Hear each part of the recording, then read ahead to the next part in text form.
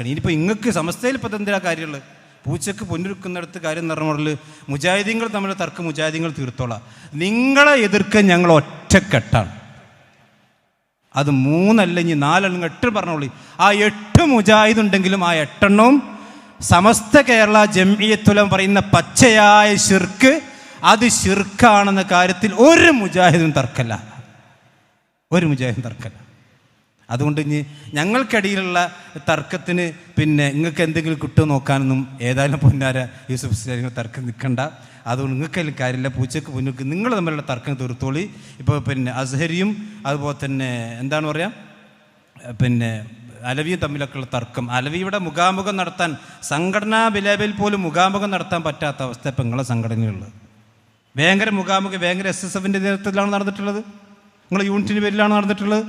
ഏതോ അപ്പുറത്ത് കിടക്കുന്ന കോളേജിൻ്റെ പേരിലാണ് അവിടെ മുഖാമുഖം നടന്നത്. എന്ന് പറഞ്ഞാൽ നിങ്ങൾക്കിടയിൽ തന്നെ മുടി വന്നപ്പോൾ ആകെ പൊട്ടി പാളീസായി. അതിൻ്റെ പരിക്കപ്പോഴും തീർന്നിട്ടില്ല.